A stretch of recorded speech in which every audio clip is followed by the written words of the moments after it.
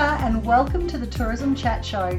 I'm Michelle Caldwell and today we're doing another TRENZ Unpacked episode for you to talk about how to make the most of your appointment streams. Yes, that's right, listeners, the appointment streams are open for TRENZ 2025, and so now is the opportunity for you to absolutely make the most of your experience at TRENZ. And the hard work has already started, or it should have already started. Now, if you've ever turned up to TRENZ and felt like you were just winging it, sitting in meetings, rattling off the same pitch to every buyer and hoping something sticks, well, I don't think you're alone. Listening to some of the buyers that we've already had on the show, that happens pretty regularly. But here's the thing. The businesses that truly succeed at TRENZ are the ones that come prepared. So today I'm going to break it down for you. We're going to talk about how to define your key markets so you're not just taking meetings for the sake of it. We're going to talk about how to research the buyers who are coming to TRENZ, and most importantly, how to turn that research into an effective pitch. And stick around, because later in the episode I'll be chatting with a very special guest. We've got Prasad from General Travel in India joining us to share his insights on what the Indian buyers are actually looking for at TRENZ and how you can stand out with them. Okay, so let's get into it. Now, before we even talk about researching buyers, let's just take a step back, because if you don't know who your ideal customers are, how can you know which buyers are worth your time? So let's talk about how to define your key markets. Well, firstly, you can look at your data. So where are your past visitors coming from? If 60% of your business comes from Australia and you rarely see customers from Asia, then you probably don't need to chase every buyer from Japan or China at TRENZ. But on the flip side of that, you may have started seeing a few of those travelers coming through and had really good feedback, and maybe that is an area of opportunity for your business. So just have a look at that data of what's happening, what are the trends, what markets are growing for you, where have you got gaps? Because one of the things that I think is really important in tourism is that we can't put all of our eggs into one basket. We want a really balanced a mix of markets. So if something does happen, and we've seen that over the last few years, but if something happens in one particular market, you're not too exposed to that particular market. And second, pay attention to industry trends. We've seen the rise in US travelers to New Zealand. Are you getting your fair share of them in your region or in your business? Maybe there's some direct flights from a new market that are opening up, and they're opening up new opportunities. We've seen the return of international flights to regions like Hamilton and Dunedin, which has opened up opportunities, particularly into Australia, for those particular regions as well. So have a look at those industry trends and some of the data that's out there, and that will start to paint a bit of a picture of who you might like to talk to at TRENZ. And then third, get specific on your ideal traveler. Who are you targeting? Are they adventure-seeking backpackers? Are they families looking for soft adventure? Are they luxury travelers who want high-end exclusive experiences? We often say in marketing, if you try to appeal to everyone, you'll end up appealing to no one. So the more specific you can get about who your ideal customer is, the clearer it will be for you. And be sure that buyers can tell when you're not clear on who you serve. So the key takeaway for this part is, before you start researching buyers, get clear on who you want to attract and which markets make the most sense for your business. Okay, so now we'll get on to researching buyers before TRENZ. Now, the appointment schedules are open, so this is work that you should already have underway, but if you haven't, you still have time to do it.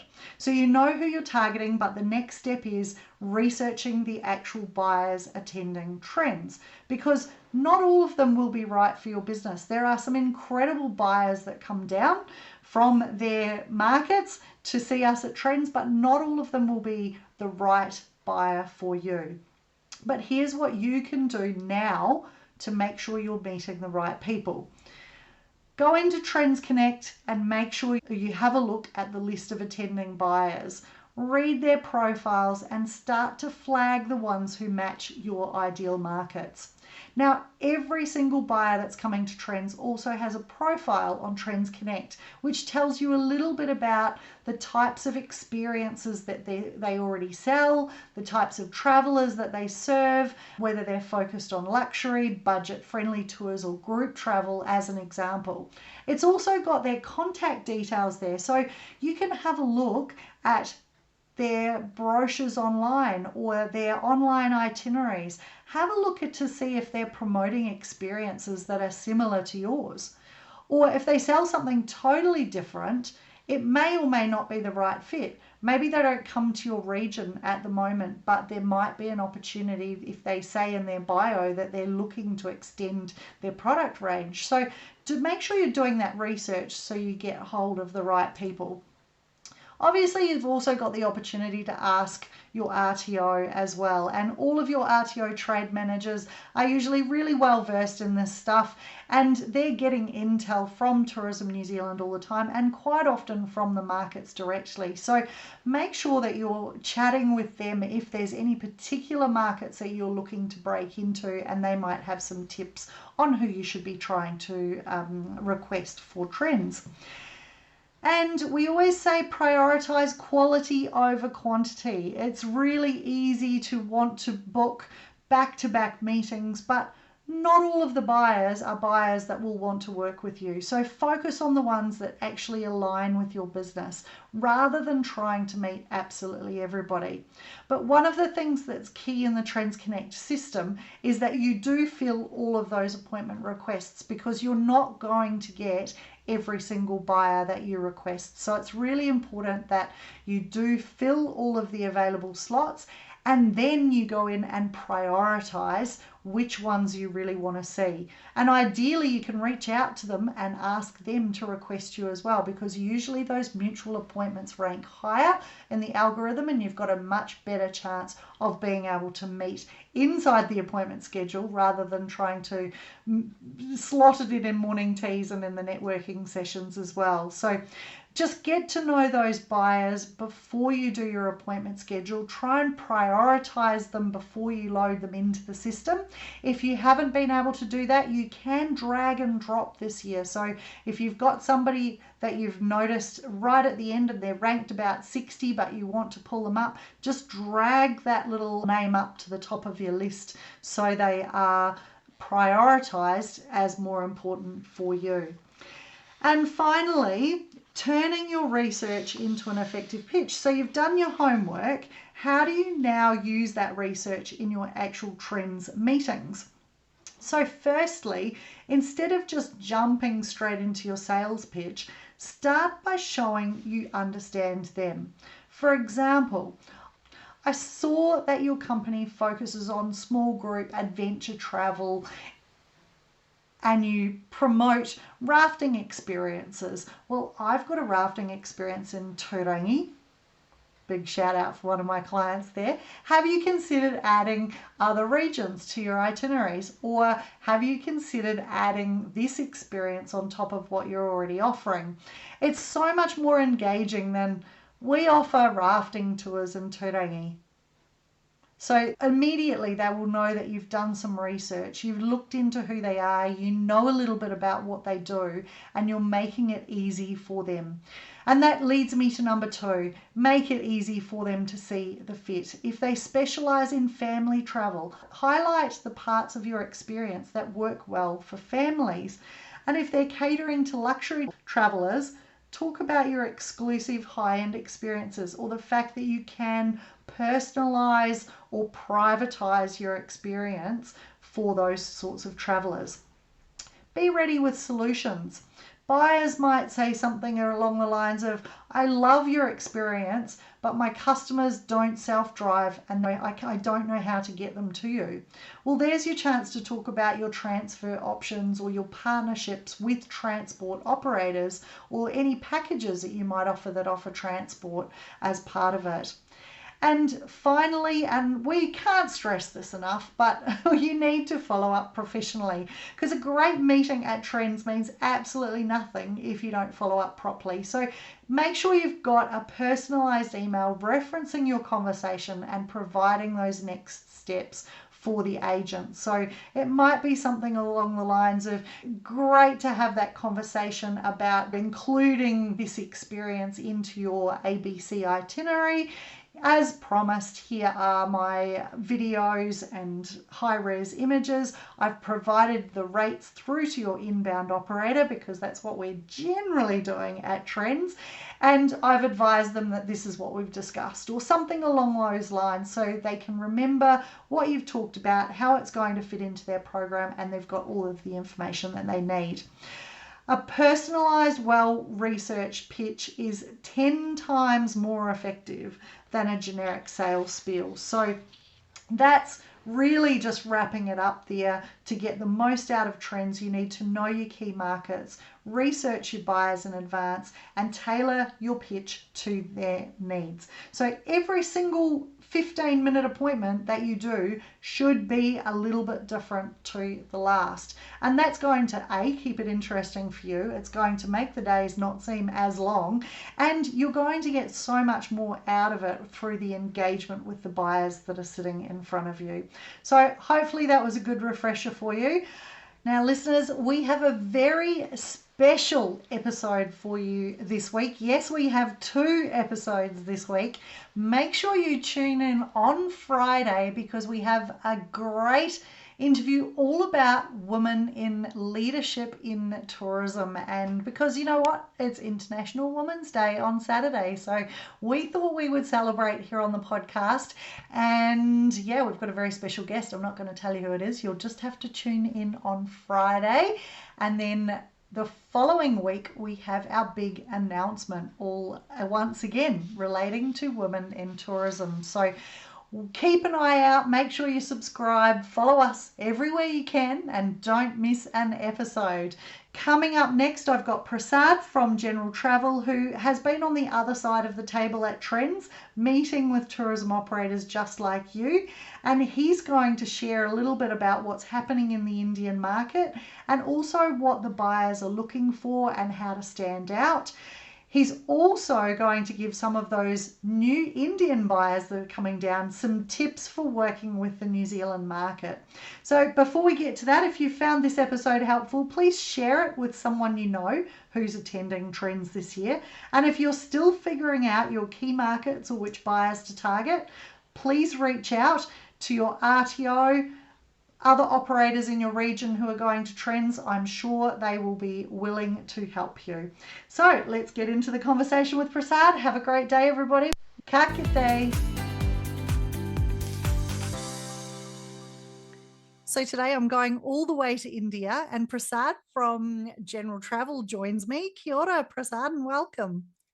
Kiara, thank you for inviting me on the chat show, and it will be a great experience to give you a little insights on the Indian market. And I'm really excited. Like many Indian travel agents are traveling for trends, and I hope I will be helpful for them. Oh, I'm sure you will. Absolutely. But before we start, can you just tell me a little bit about General Travel? Obviously, everyone listening in New Zealand will know Anna and John and the team here on the ground. Tell me about what you're doing for General Travel in India. Okay. So my name is Prasad, and I am handling sales for general travel here in India. So it's not only a sales profile because I also look after their FIT operations, which we have in India. So we have got 3 team members doing operations from India, mostly FITs and small groups. And then I also look after trade events, trade fairs, and usually go after all these trade events. Yep. So that's my profile. Uh, Talking about general travel. So General Travel is one of the oldest DMCs and most reputed and popular DMC. Okay, we are here in India for almost 27 years, and we have got the most like in hand experience with the Indian market, and our team knows most of the things which they can expect, like questions from Indian market and how to tackle them. So they are Mhm. very, very experienced handling Indian market. Yeah. And how long have you been with General Travel? So I'm with General Travel for 2.5 years now. Yep. Yeah. So immediately after COVID, I joined here. Perfect. And I know you were at Trends last year. Was that your first Trends Yes. or? Yes, that was Yeah. my first trend. Yep. Yes. Yep. Oh, perfect. Okay. Well, it's great to get you on the show because obviously we've talked to a couple of buyers who handle different markets around the world, and India is such an exciting and growing market for New Zealand tourism. What are you seeing in terms of trends from Indian travelers? What are they looking for when they're heading to New Zealand? So definitely India is a huge potential and its growing economy and disposable income is increasing, and New Zealand is always been most favorite destinations amongst Indians after Europe. Mm-hmm. So like their first priority is Europe, and then they definitely look after New Zealand. Okay. Trends for me is like it's a learning process. So whenever you go out on such events, you meet regional tourism boards, get insights, new updates on the product. So it's definitely a learning process. And then again, I feel it's a tool where you can network, you can make friends, and you can definitely develop some long-term business relations with trade partners. So Mm. definitely trends is very important if we are looking forward to like getting into a good business relations with New Zealand tour operators. Mm-hmm. Yep. And will you have many of your agent customers at Trends this year as well? Yes, there are Yeah. many. So yeah, and definitely there are a couple of agents which are there during trends, Mm-hmm. and we'll be definitely sending them and assisting them whom to meet, how to like look after the business and what insights they need to take from trends. Mm-hmm. Yep, awesome.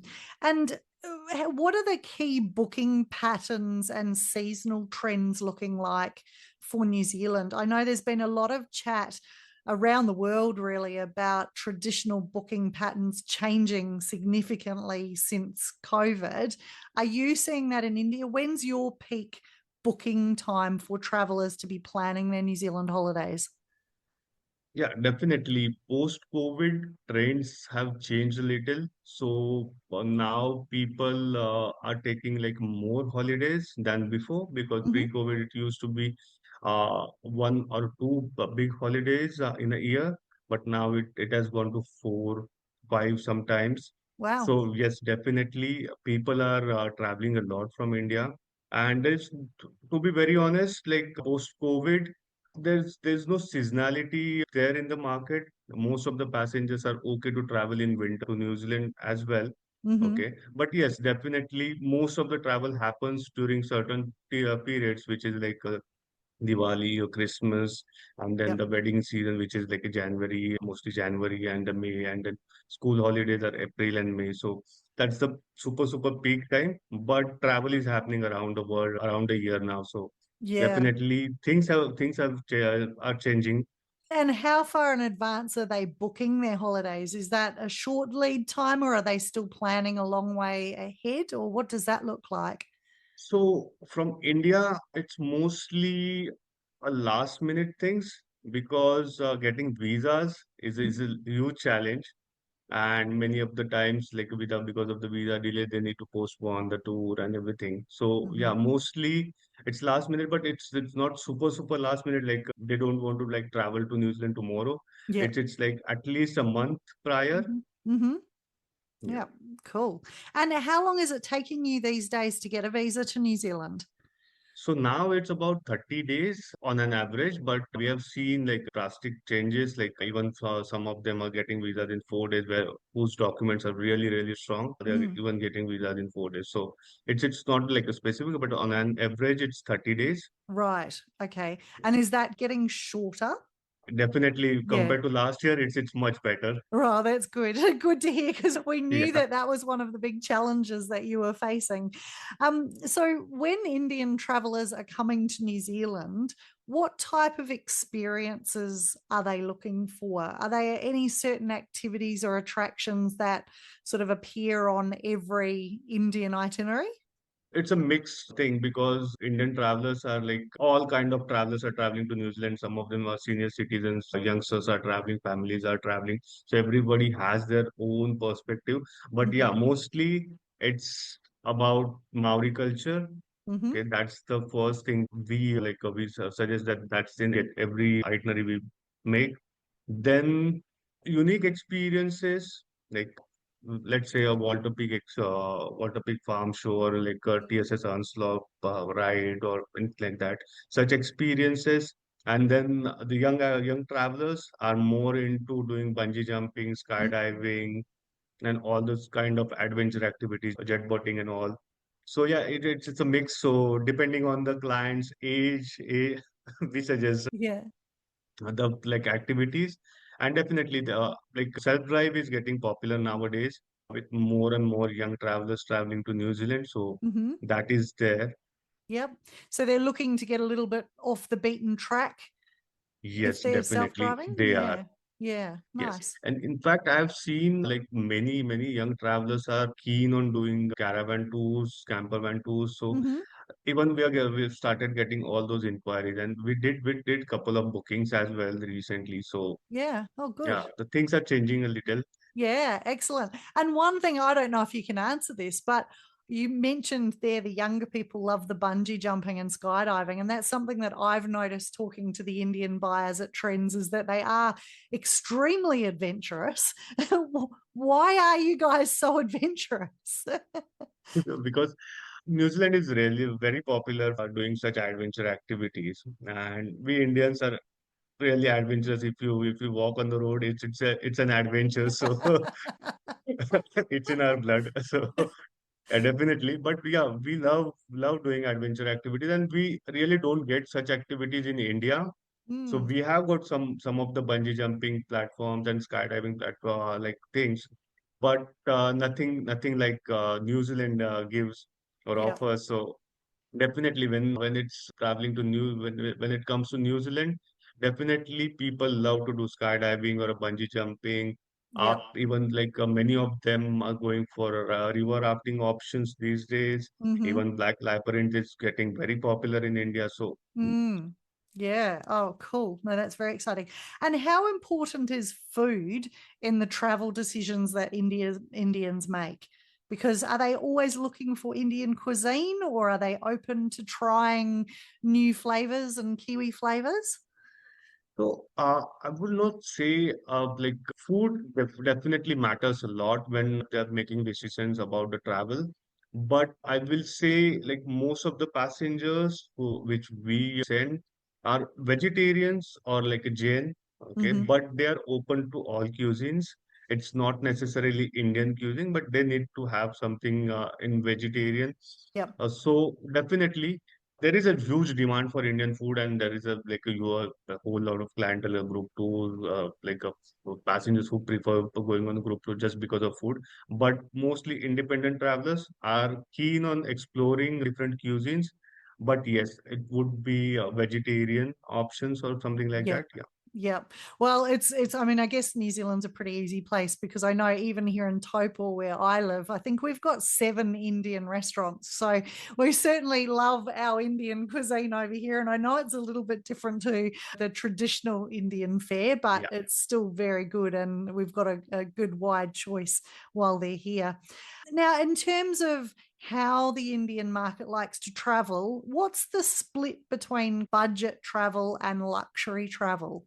So it's a mix, whole lot of mix because looking at from like a flight fares, visas, and all those things. New Zealand is not like a cheap destination. Mm. It's definitely an expensive destination. Even if you look at like a budget passenger who is traveling on a three-star property, it's about $6,000 to $7,000, including tickets and visas. So Right. it's quite a lot for Indian passengers. So yes, if I look at the split, so I'll say about 30 to 35% travel on like a three-star properties, then Mhm. about 40 to 50% would go with the four-star properties, and then remaining 20 or 25% travel on like a five-star, or some of them go with the luxury lodges as well. Yep. So I'll say on an average, people like think of doing going on four-star deluxe properties. Mm. Okay, well, that's a good split. And traditionally, how do the Indian travelers book their trips to New Zealand? Is most of it still coming via the trade? Yes, Yeah. currently it's via the trade, but as I mentioned earlier, like young generation has started traveling a lot, and all these guys are tech savvy, and India is known for their technology. Hmm. So yes, the trends are changing. Many of them are booking online as well, Hmm. and but still, as I said, like New Zealand is an expensive destination, and before investing so much of amount, they definitely look at travel agents. They will study, they will plan their own itineraries from online, and then they'll just come to travel agent and say, okay, this is my itinerary, book it. Please book it. Yep.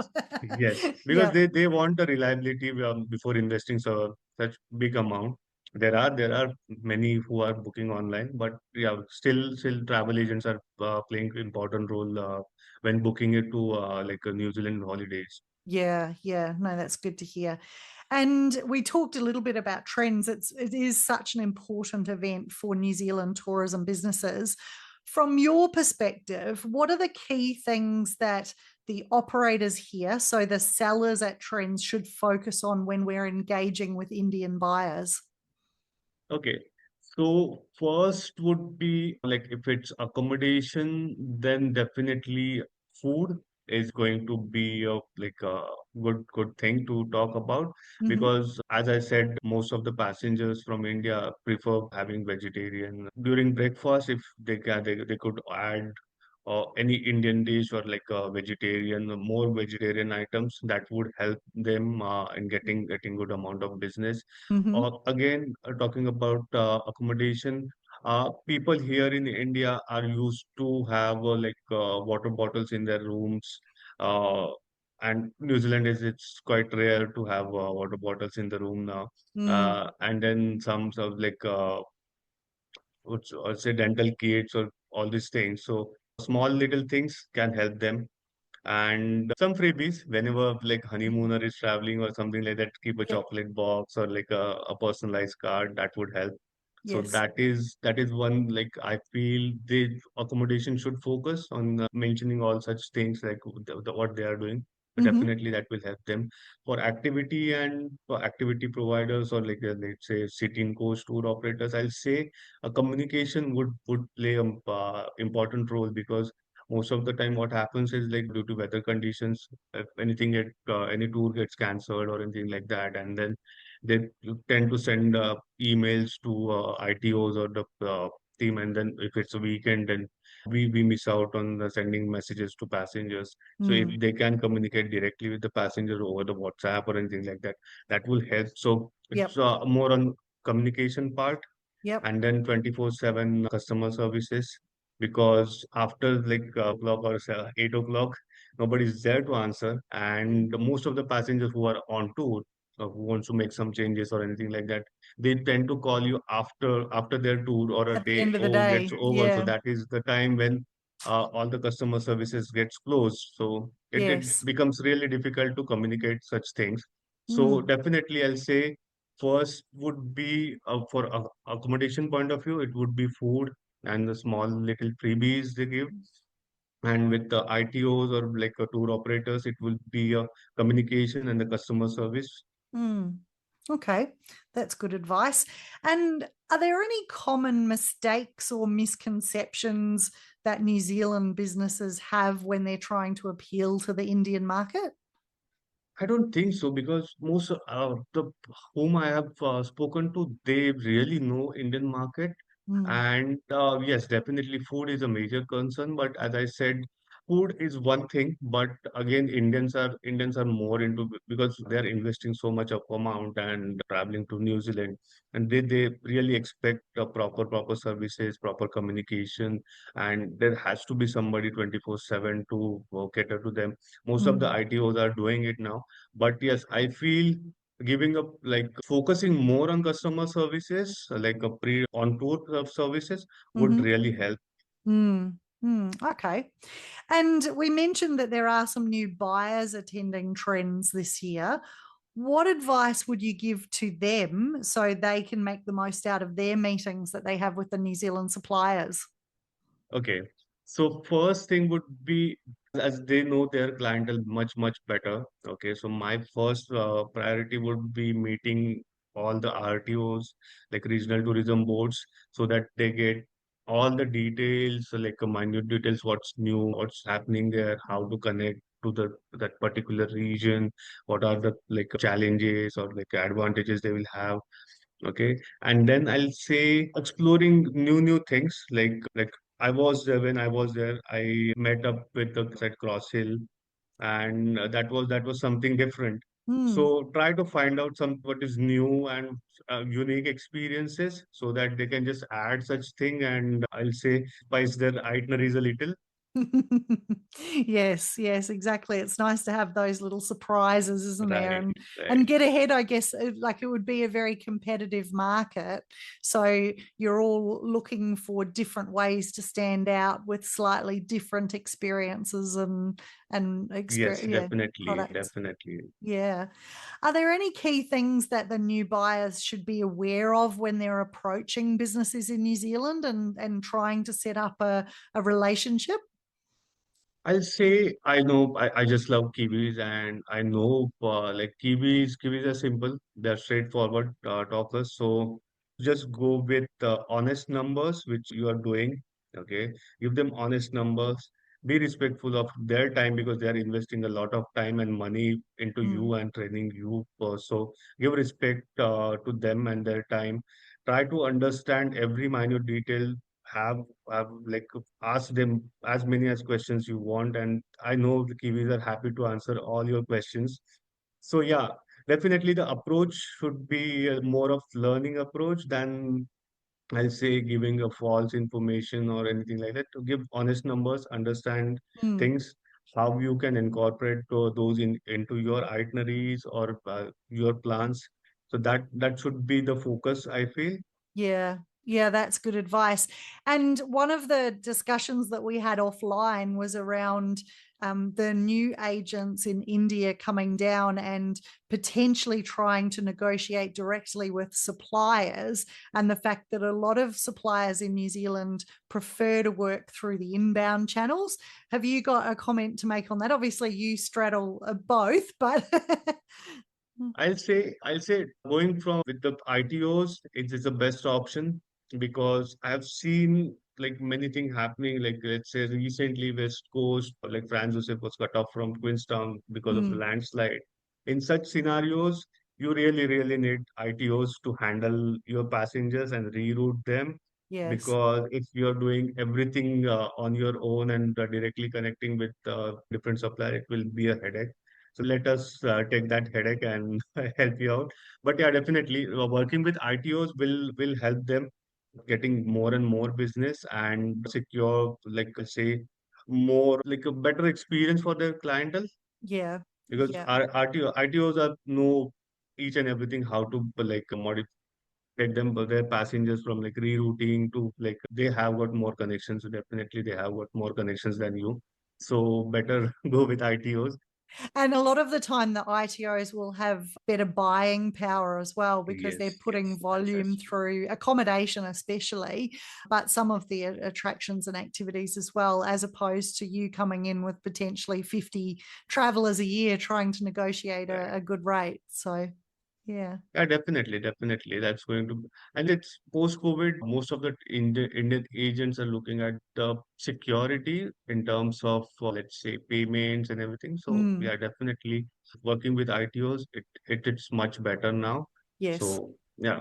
Yeah, I always say I think the best thing about the ITOs, I mean, there's lots of great things that you guys do, but one of the best things is when something does go wrong and it has that flow on effect through the itinerary, is that as an agent sitting in India, you're making one phone call or one email to an ITO as opposed to 30 or 40 different suppliers trying to shift everything by a day or two to get it all back in Right, alignment. right.